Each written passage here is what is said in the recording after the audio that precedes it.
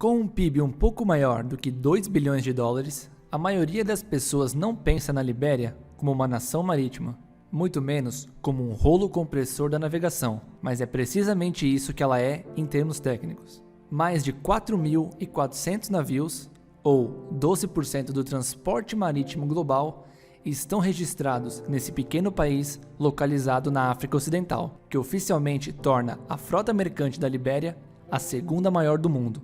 A Libéria transporta de tudo, desde cargas de containers a passageiros de navios e cruzeiros, juntamente com grande parte do petróleo importado pelos Estados Unidos e pela China. A verdade nesta equação é que nem todas as bandeiras são iguais, e o segredo da indústria naval da Libéria reside na sua bandeira, que concede aos proprietários de navio um lugar barato e pouco regulamentado. Cerca de 90% das commodities e mercadorias do mundo são transportados pelo mar. O setor de transporte marítimo tem visto enormes mudanças tecnológicas, resultando em regulamentações suplementares. A atual legislação internacional estipula que qualquer embarcação marítima que transporte passageiros pagantes ou cargas devem ser registradas em um país. Cerca de 40% da frota marítima mundial compra tonelagens de porte bruto que pertencem ao Panamá, Libéria ou às Ilhas Marshall. Tonelagem de porte bruto é conseguir colocar mais cargas dentro de um container ou navio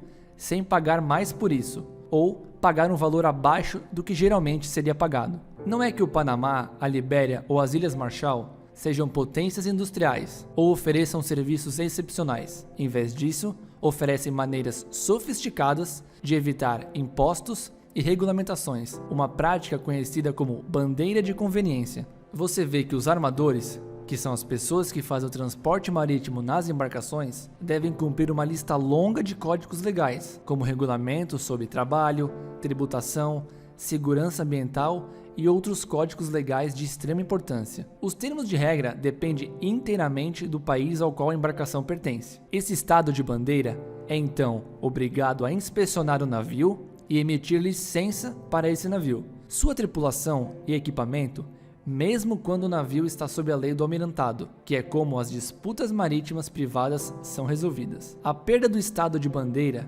permanece em vigor com tantos princípios que é razoável supor que as companhias de navegações registrem navios em seu país de origem, mas não é assim que o transporte global funciona, pelo menos não mais. A partir da década de 1920, os armadores começaram a registrar suas embarcações no exterior por uma taxa reduzida, o que permite ao proprietário evitar a tributação e as leis trabalhistas em seu país, com obrigações legais e reduzidas. Devido a isso, o transporte marítimo tornou-se ainda mais lucrativo. No início deste esquema, a República da Libéria ficou de fora, pois oferecia uma das formas mais acessíveis de registro, não exigindo qualquer nacionalidade ou residência.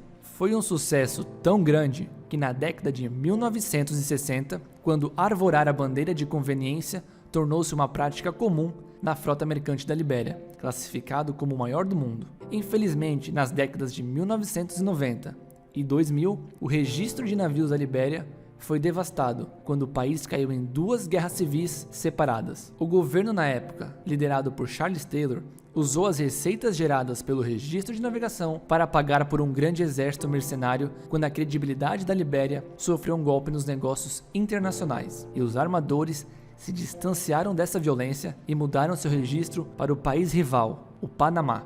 Quando as hostilidades terminaram, em 2003, o Panamá havia superado seu rival, a Libéria. Agora, o atual governo busca reconquistar os navios que perdeu durante todo esse tempo. Recentemente, a Libéria assinou um acordo estratégico com a China para tornar mais fácil e mais barato para os navios registrados na Libéria navegar por todos os portos chineses. Outros navios estrangeiros procuram agilizar seu comércio com a China também, já que hoje ela é uma grande potência mundial. Nesta equação, a Libéria atua alegremente como um intermediário, que ainda é um negócio altamente lucrativo, ao lidar com as exportações e os portos chineses. Por exemplo, o operador de um petroleiro egípcio navegando para a China economizará alguns milhões de dólares navegando sob a bandeira da Libéria, enquanto faz as mudanças à sua equipe de equipamentos ou devidos protocolos. Escolher a bandeira certa pode significar a diferença entre ir à falência ou crescer o seu negócio. No entanto, desde a década de 1980, hastear a bandeira da conveniência atraiu maus olhares generalizados de governos e sindicatos em todo o mundo. Numerosos mecanismos multilaterais foram projetados e propostos para responsabilizar os armadores. Apesar dos registros que afirmam que os mecanismos, regras e códigos legais são raramente aplicados no processo, novos regulamentos ou imposições de melhorias são difíceis de serem aprovadas pela ONU, devido à pressão de diversos países. Por exemplo, quando a ONU tentou aprovar um decreto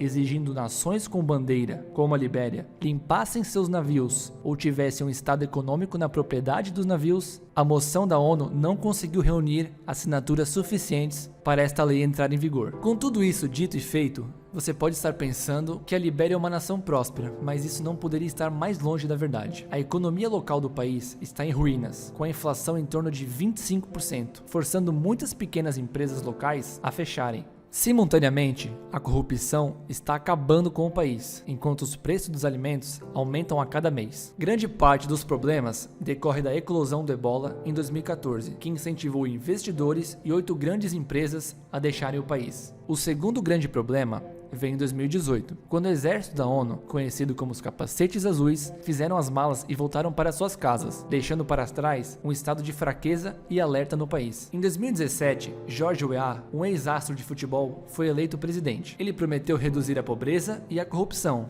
mas não fez nenhuma dessas coisas. Em vez disso, o presidente está ocupado construindo casas para seu complexo privado na capital. Todas essas tendências são alarmantes para um país que ainda está se recuperando de sua guerra civil de 14 anos, que custou a vida de cerca de 250 mil pessoas. O transporte marítimo é o único setor do país que permanece operacional, mas a receita que vem do setor vai direto para o bolso de uma minoria da elite. Oficialmente, as taxas e impostos gerados pelo registro de remessas do bibliotecário chegam a cerca de 18 milhões de dólares por ano, o que, se você parar para pensar, não é uma quantia muito grande. No entanto, os critérios dizem que a maioria das receitas é canalizada para apoiar projetos não governamentais fraudulentos. Segundo algumas estimativas, o dinheiro do registro de remessas equivale a 25% da receita anual do governo da Libéria. Nunca saberemos exatamente quanto dinheiro é perdido, já que toda a papelada é feita por uma empresa estrangeira. Durante a presidência de Charles Taylor, o governo nomeou uma empresa americana chamada de Registro Internacional de Navios e Corporações da Libéria como sua agência principal. Ela ficaria encarregada das operações diárias e do registro marítimo corporativo. A empresa trata de toda a papelada e repassa os ganhos que arrecada